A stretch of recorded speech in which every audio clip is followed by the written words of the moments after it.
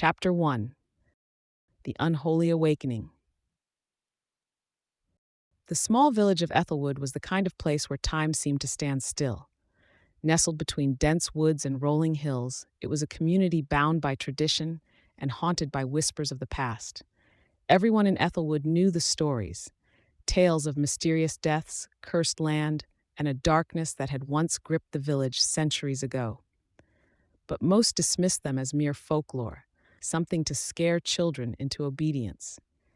In the heart of Ethelwood stood St. Agnes Church, an ancient crumbling edifice with ivy-clad walls and a steeple that pierced the sky like a skeletal finger pointing towards heaven. The church had long fallen out of use, its congregation dwindling to nothing as the villagers slowly turned their backs on its eerie presence. The bell tower, once a proud symbol of the village's faith, had not tolled in decades. The silence of St. Agnes was palpable, an oppressive weight that seemed to seep into the bones of those who ventured too close. Surrounding the church was a graveyard, its headstones weathered and tilted, some almost swallowed by the earth. The older villagers warned their children to stay away from the graveyard after dark, claiming that the spirits of the damned wandered there, seeking vengeance on the living. But no one spoke of it openly, as if mentioning it might somehow give the spirits power. The fear was deeply ingrained, passed down through generations like an inherited curse. On the night of the blood moon, the sky bled crimson, casting an otherworldly glow over Ethelwood. The village seemed to hold its breath as the moon reached its zenith, bathing the landscape in a deep, unsettling red. It was on this night that a group of teenagers, John, Emily, Chris, and Sarah, decided to test the limits of their courage. They were the usual group of thrill-seekers, bored with the mundane life in Ethelwood, always on the lookout for something to break the monotony. John, the ringleader, had heard the stories of Vanhara, an alleged witch who had been executed by the villagers centuries ago. The tale went that Vanhara had been wrongfully accused of practicing dark magic and had cursed the village with her dying breath. She was said to have possessed a pendant of great power, a talisman that could summon the forces of darkness. The pendant, the story went, had been buried with her in the churchyard, sealed away to prevent her spirit from wreaking havoc on the living. "Let's dig it up," John had said earlier that day, his eyes gleaming with mischief. "It's just an old story. What's the worst that could happen?" The others had hesitated at first, but the allure of adventure, coupled with John's goading, eventually wore down their resistance. And so, as the blood moon cast its eerie glow over the village, the four teenagers made their way to St. Agnes, armed with flashlights and a single shovel. The graveyard was silent, the only sound the rustling of leaves in the cold night wind. As they approached the largest, oldest tombstone, John's bravado began to falter. The tombstone was massive, covered in moss and cracked with age. The name etched into the stone had long faded, but the ground beneath it looked undisturbed, as if no one had dared to touch it in years. "This must be it," John whispered, his voice trembling slightly. The others nodded, the sense of dread growing with every passing moment.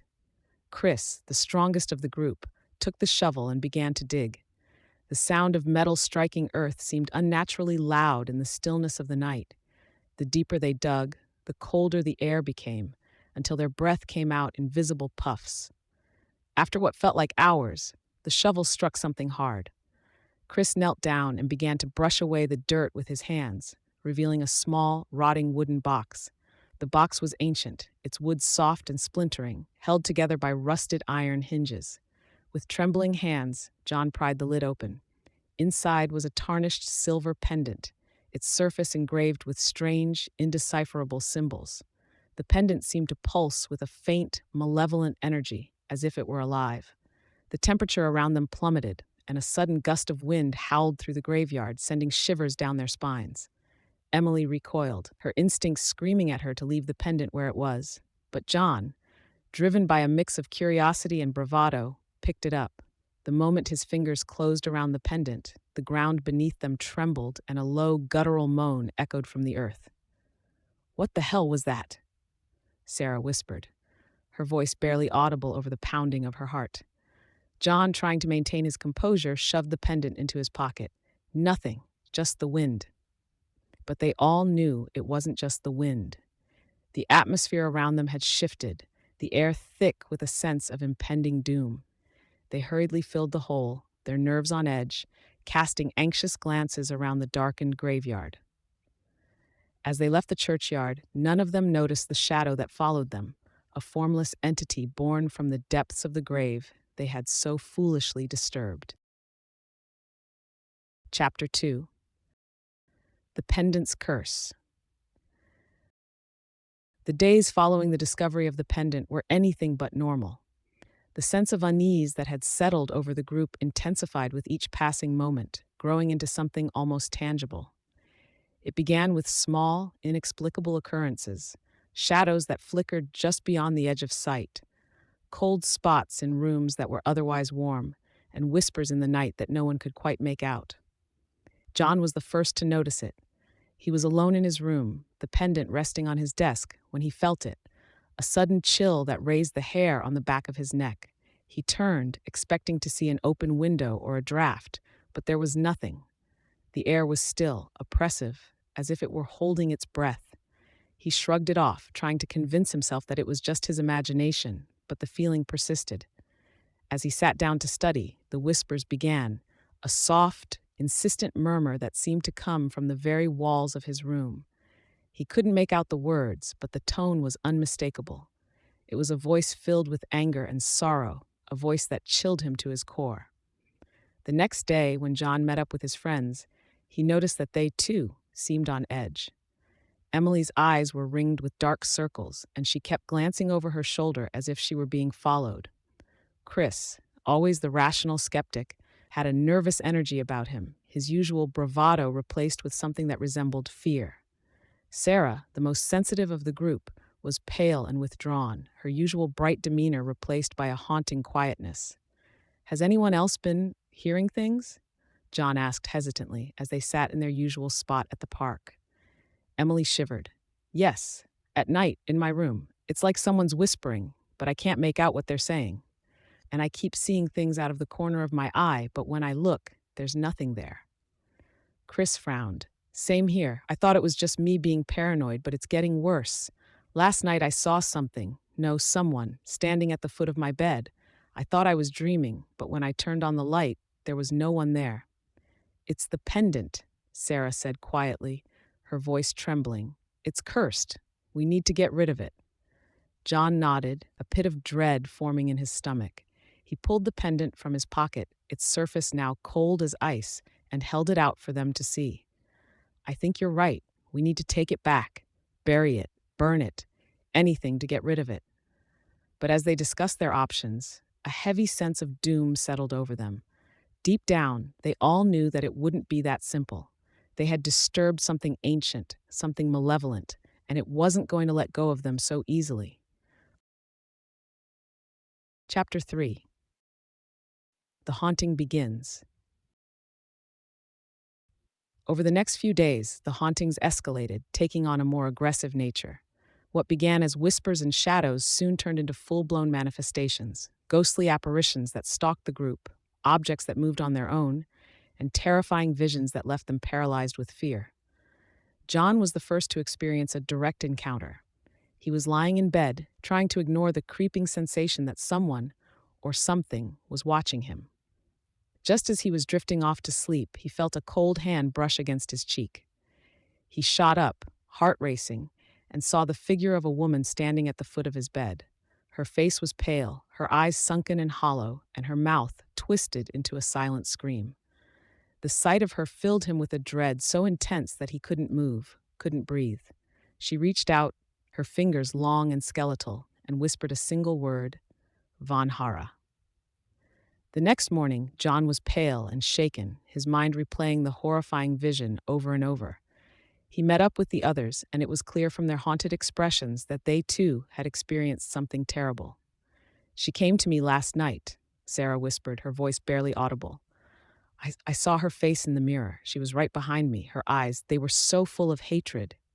"She's getting stronger," Chris said, his voice tight with fear. "The more we try to ignore her, the worse it gets. We have to do something." But what could they do? They were just a group of teenagers who had stumbled upon something far beyond their understanding. They had no idea how to fight a vengeful spirit, no idea how to escape the curse they had brought upon themselves. As they sat in the park, discussing their next move, the air grew thick with a suffocating presence. The temperature dropped suddenly, and a dense fog began to roll in, enveloping them in a cold, damp embrace. The whispers returned, louder this time, more insistent. Vanhara, the voices hissed. Vanhara. John clutched the pendant in his hand, feeling its icy chill seep into his bones. They were out of time. They had to act, and they had to act now. Father Donovan, Emily said suddenly, her voice trembling with a mixture of hope and fear. He's the only one who might be able to help us. He knows about these things, about exorcisms. The others nodded, clinging to the shred of hope that the old priest might be their salvation. They agreed to meet that evening, after dark, and head to Father Donovan's home to seek his help. But as they parted ways, each of them felt the cold hand of dread grip their hearts, knowing that they were about to confront something far more terrifying than they could have ever imagined. Chapter 4. The Exorcism. The sun had barely dipped below the horizon when the four friends gathered at the edge of the village, their breath visible in the unusually cold air. Father Donovan's home was nestled on the outskirts, a modest stone cottage surrounded by towering oaks. As they approached, a sense of foreboding settled over them, the shadows of the trees stretching like skeletal fingers across the path. John knocked on the door, and moments later, Father Donovan appeared. The old priest's face was etched with concern as he saw the fear in their eyes, and he quickly ushered them inside. The warmth of the cottage did little to dispel the chill that had settled into their bones.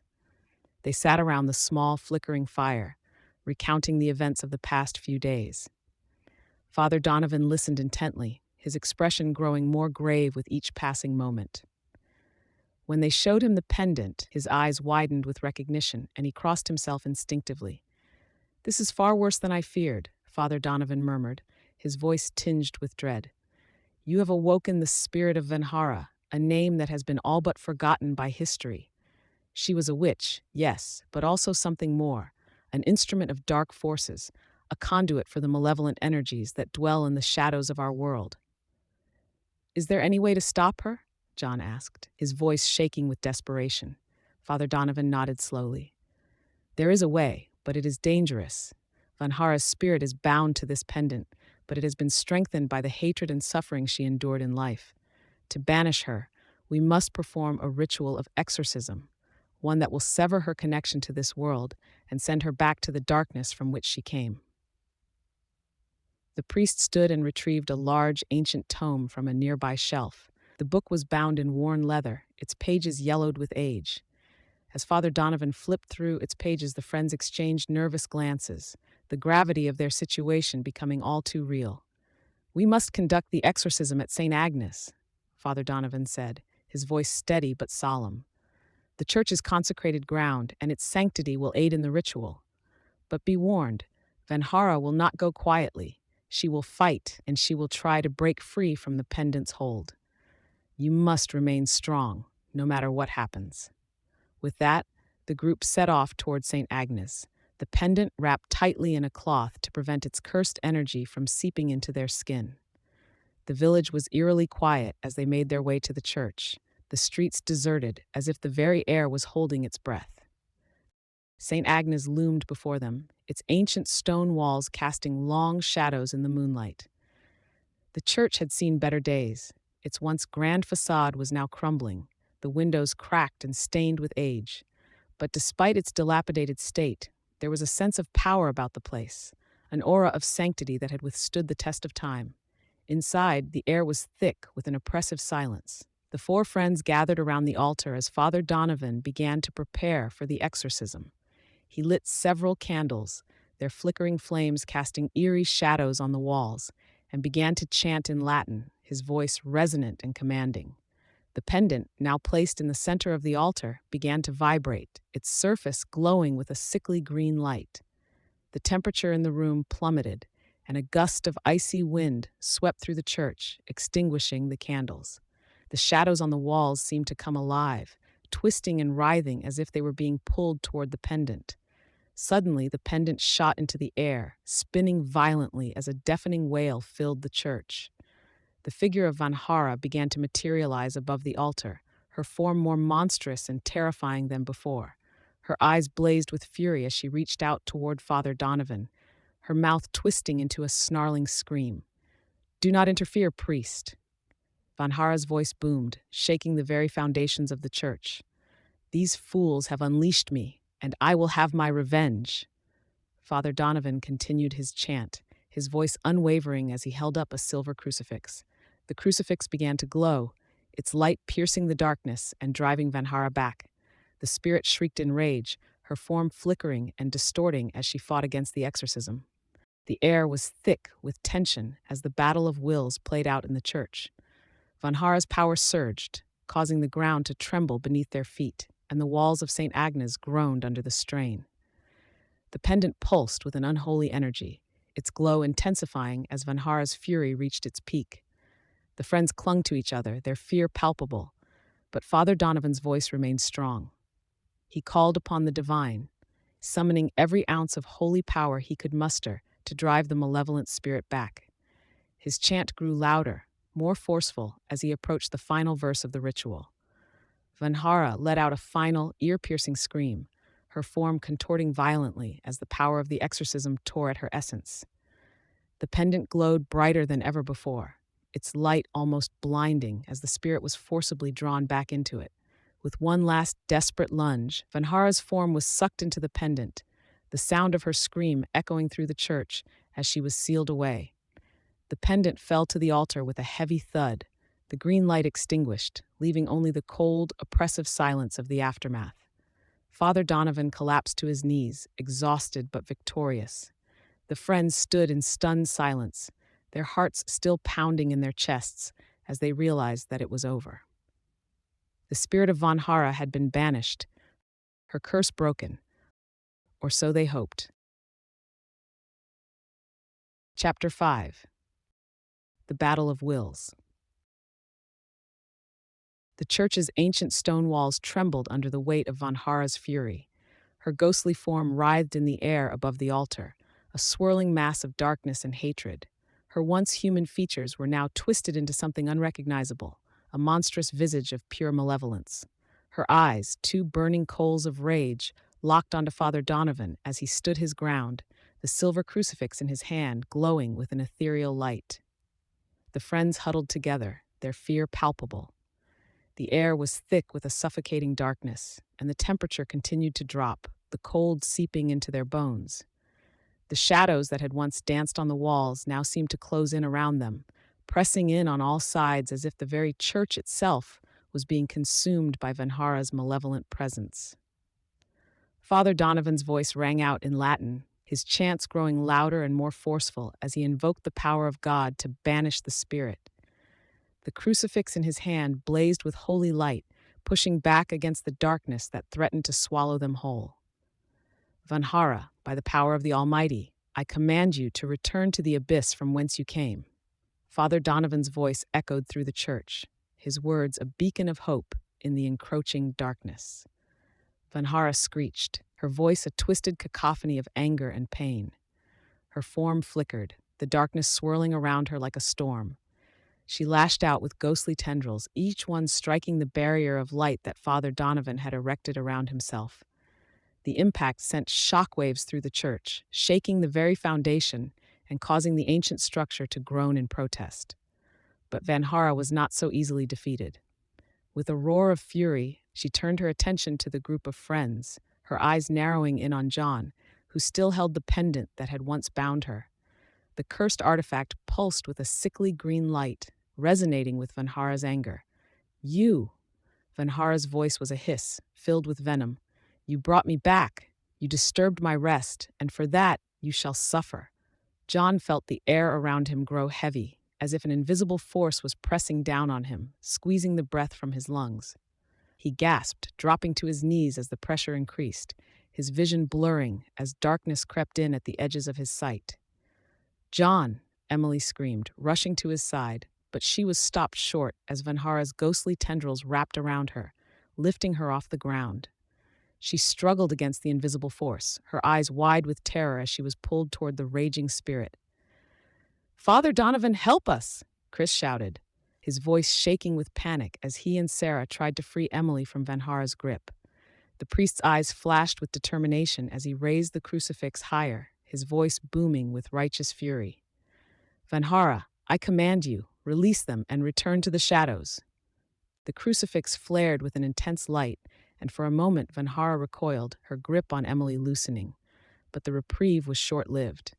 With a snarl of defiance, Vanhara summoned all her remaining strength, the darkness around her condensing into a swirling vortex of malevolent energy. "You think your faith can save you?" Vanhara spat, her voice a low growl.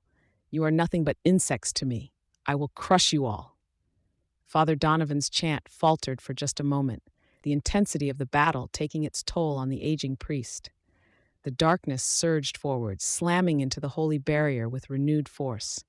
The light flickered, and for a terrifying moment it seemed as though Vanhara would break through. But then, from within the group of friends, a different light began to shine, one born not of faith, but of sheer willpower. John, still clutching the pendant, forced himself to his feet, the green light from the cursed artifact now mingling with a faint golden glow that emanated from within him. "Vanhara," John gasped, his voice weak but determined. "You're not going to win. We won't let you." The golden light grew stronger, enveloping the pendant and driving back the sickly green aura that surrounded it. Vanhara shrieked, her form flickering wildly as the light began to penetrate her dark essence, tearing at the very fabric of her being. "No, this cannot be." Vanhara howled, her voice filled with desperation as the light grew brighter, stronger. Father Donovan, sensing the shift in power, resumed his chant with renewed vigor, the crucifix in his hand now blazing like a star. The holy light joined with the golden glow from John, forming a powerful force that began to overwhelm Vanhara's darkness. The spirit's form twisted and contorted, her screams echoing through the church as she fought against the inevitable. But it was too late. The combined power of the holy light and John's will was too much for her to withstand. With one final, ear-splitting scream, Vanhara's form shattered, exploding into a burst of dark energy that dissipated into the air, leaving nothing behind but a lingering sense of unease. The pendant, now free from the spirit's influence, fell to the ground, its once glowing surface dull and lifeless. The church fell silent, the oppressive darkness lifting as the last remnants of Vanhara's presence faded away. The group of friends, exhausted and shaken, slowly released the breath they hadn't realized they were holding. Father Donovan lowered the crucifix, his shoulders slumping in relief. "It's over," he said softly, his voice tinged with both weariness and relief. "Vanhara is gone."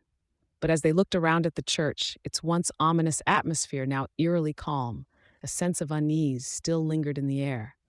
Vanhara was gone, but the damage she had wrought was all too real. The friends had survived, but they knew that they would never be the same. John picked up the now empty pendant, staring at it with a mixture of relief and dread. "We need to destroy this," he said quietly.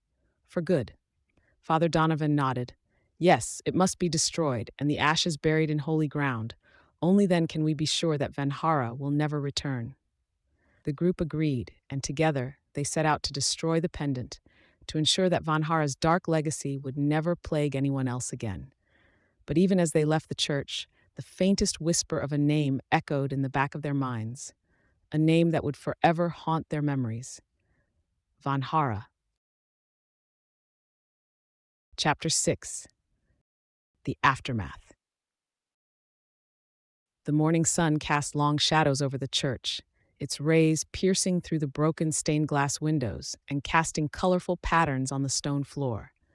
The once oppressive darkness that had filled the church was gone, replaced by a serene, almost sacred silence. But within the hearts of those who had survived the night, a different kind of darkness lingered, one born of fear, loss, and the knowledge that they had come face to face with something far beyond their understanding. John, Emily, Chris, and Sarah stood outside the church, watching as Father Donovan prepared the final steps to destroy the pendant that had caused so much pain. The priest had gathered a small pile of wood and doused it with holy oil, his movements slow and deliberate as he placed the cursed pendant atop the pyre. The once glowing object now looked like any ordinary trinket, but they all knew better. It had been the key to Vanhara's resurrection, and it had to be destroyed to ensure that the malevolent spirit would never return.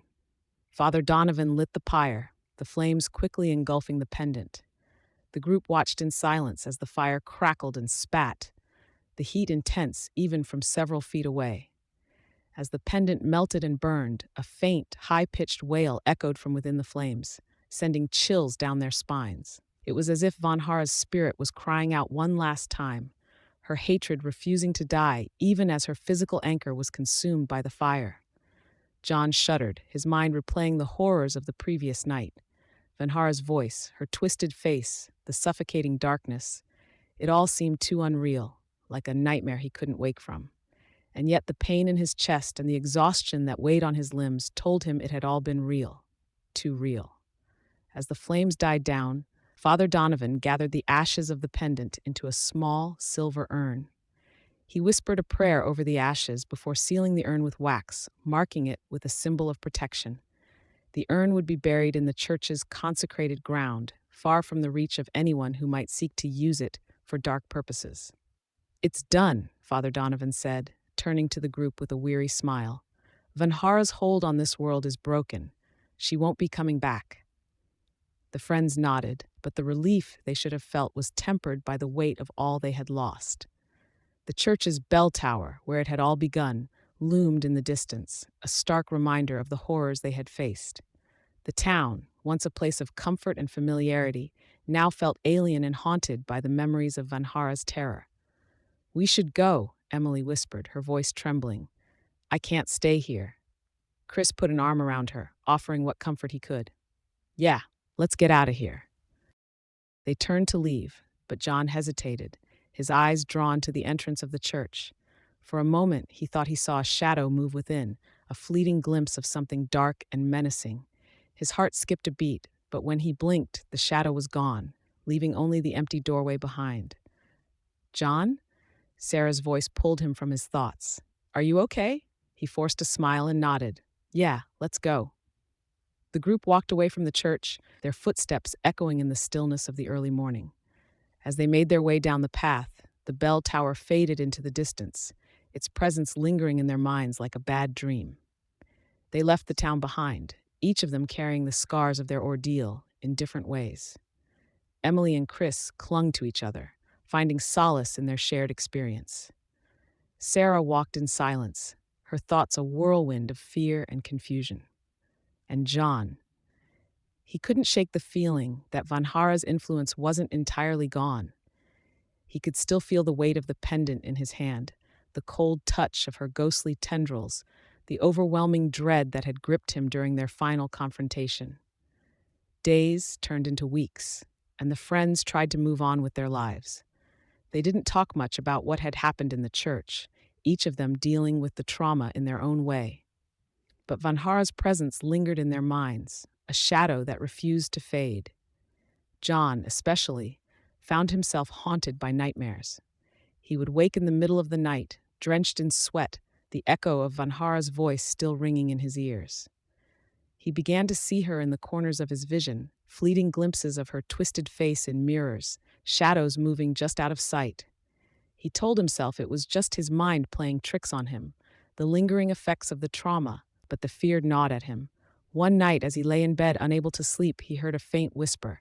His heart raced as he sat up, straining to hear. The whisper came again, soft and sinister, like the rustle of leaves in the wind.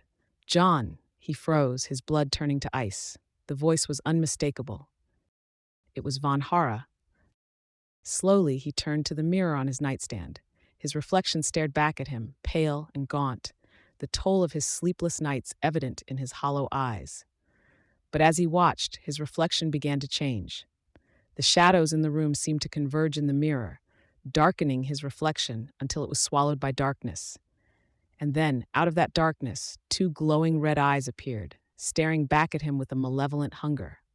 "John," the voice hissed again, the reflection's mouth twisting into a cruel smile. "You can't escape me."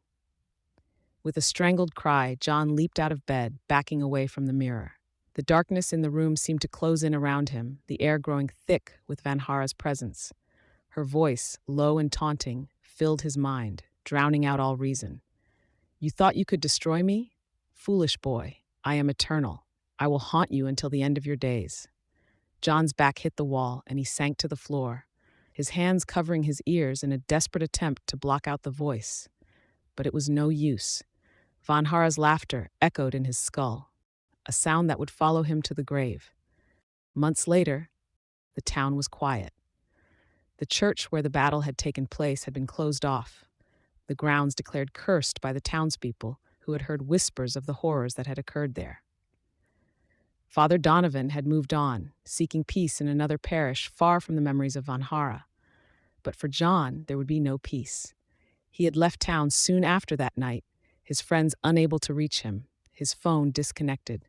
Rumors spread of a man seen wandering the countryside, muttering to himself, haunted by visions of a ghostly woman with glowing red eyes.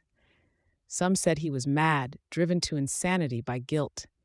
Others believed he was cursed, a victim of a vengeful spirit that would never let him rest. And in the darkest corners of the night, when the wind howled through the trees and the shadows danced in the moonlight, a whisper could be heard, a whisper that carried the name of a spirit who had defied death, a name that no one would ever forget: Vanhara.